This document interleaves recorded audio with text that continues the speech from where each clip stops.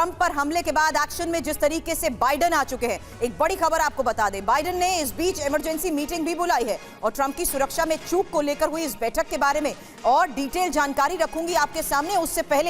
पहले रविंदर सचदेव सर, सवाल आपसे, क्योंकि जिस तरीके से ये हमला हुआ है, जाहिर सी बात है भले ही एक्शन में जो बाइडेन यहां पर इस वक्त नजर आ रहे हो, लेकिन अमेरिका में हुई इस घटना को फिलहाल आप कैसे देख रहे हैं, क्योंकि पूरी दुनिया में इसको लेकर भी बड़े संदेश जाते हैं। दो चीजें, एक तो ये घटना शॉकिंग है, डेंजरस है अमेरिका के लिए, खासकर इस समय ये बहुत ज्यादा डेंजरस है। अमेरिका दो भागों में बढ़ता जा रहा है, कंजर्वेटिव जो ट्रंप सपोर्टर्स, बाइडेन के डेमोक्रेट्स, और दोनों साइड्स में फार एलिमेंट्स हैं, फार राइट वाले इधर हैं, फार लेफ्ट वाले इधर हैं। और ये जो डिवाइड हो गया, इतनी हॉट लैंग्वेज यूज हो रही है दोनों तरफ से, ऐसे में वायलेंस होना का चांस बढ़ता जा रहा है। याद अभी आ रहा है 1960s में जो अमेरिका का फेज था, जॉन एफ कैनेडी मारा गया, मार्टिन लूथर किंग मारे गए, 68 में रॉबर्ट कैनेडी को मारा गया, 72 में उनके वाइस प्रेसिडेंट एक कैंडिडेट उसको। तो इस समय ये भी डर दिख रहा है कि अमेरिका कहीं ऐसे फेज पे तो नहीं जा रहा जी। जैसे आज अगर ट्रंप पे अटैक हुआ है, कल को कोई ट्रंप का सपोर्टर, मानो ये किसी लेफ्टिस्ट ने करा है, फार राइट लेफ्टिस्ट ने, राइट, कल को कोई ट्रंप का सपोर्टर यही सोच के इन्होंने मरवाया, वो बाइडेन पे अटेम्प्ट करेगा। तो अमेरिका एक बहुत ही डेंजरस स्पाइरल में जाती हुई दिख रही है। That is the sad message from this.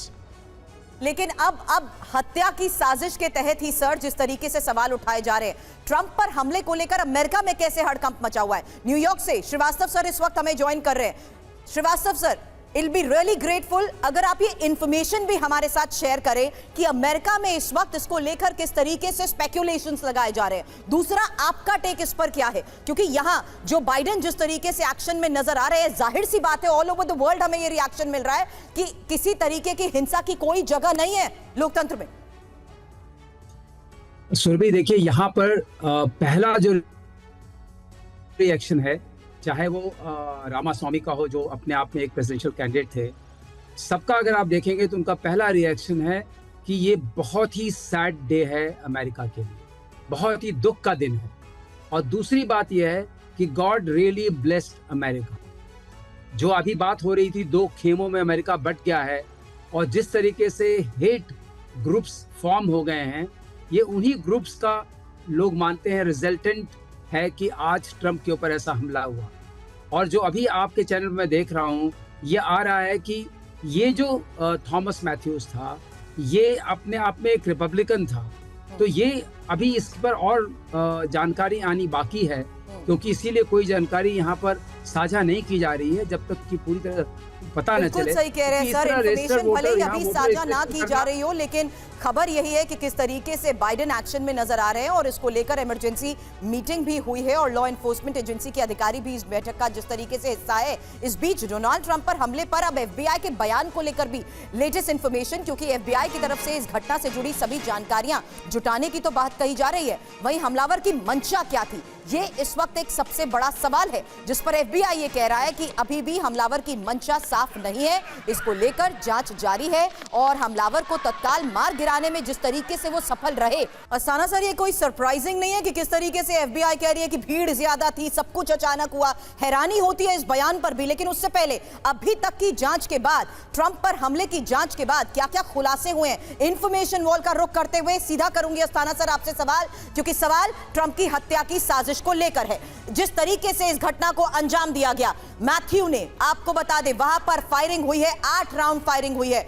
और जिस तरीके से यह जानकारी सामने आई है कि इस हमले को अंजाम देने के लिए एआर स्टाइल राइफल का इस्तेमाल हुआ है और शूटर की ये जो दूरी थी वो महज 200 से 300 गज से जिस तरीके से हमला करने में कामयाब रहा है, उसको लेकर करूंगी सवाल। लेकिन उससे पहले क्विक अपडेट, क्योंकि ट्रंप पर हमले की जांच एफबीआई ने शुरू कर दी है। एफबीआई का बयान आपने सुना, शुरुआती जांच में एक शूटर होने के संकेत को लेकर कही जा रही है बात। महत्वपूर्ण यह कि डोनाल्ड ट्रंप को जान से मारने की यह साजिश मानी जा रही है और साथ ही इंपॉर्टेंट यह कि किस तरीके से हत्या की साजिश के एंगल से भी पूरे मामले की जांच शुरू हो चुकी है। हालांकि यही वजह है कि एफबीआई की तरफ से बाकायदा अब हेल्पलाइन नंबर भी जारी किया गया है और हमलावरों की जानकारी देने की जो अपील की जा रही है, यहां तक कि बहुत सारे अस्थाना सर विटनेसेस भी थे और उन विटनेसेस में हैरानी तो यह बात भी हुई कि कुछ ने तो यह तक कह दिया कि हम इस बारे में इनपुट दे चुके थे कि कोई शख्स यहां पर मौजूद है जिसकी संदिग्ध गतिविधियां हमें नजर आ रही हैं।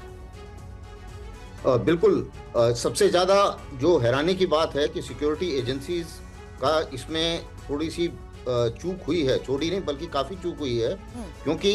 कुछ खबर ये भी आई है कि जो ये संदिग्ध तरीके से ये आदमी जा रहा था और उस इलाके में जो हाई राइज बिल्डिंग है और ये बिल्डिंग तकरीबन 200 गज उनके जहां से वो बोल रहे थे वहां से है, तो 200 गज की कोई भी बिल्डिंग ये अगर स्क्रीन नहीं हुई तो ये एक बहुत बड़ी चूक मानी जाएगी। दूसरी चीज, वहां का गन कल्चर भी इस तरीके से है कि लोग गन कैरी करते हैं, लेकिन ऐसी रैलीज के अंदर गन कैरी करना, इसके ऊपर भी थोड़ी सी कहीं ना कहीं चूक है। वो बात दूसरी है कि एफबीआई ने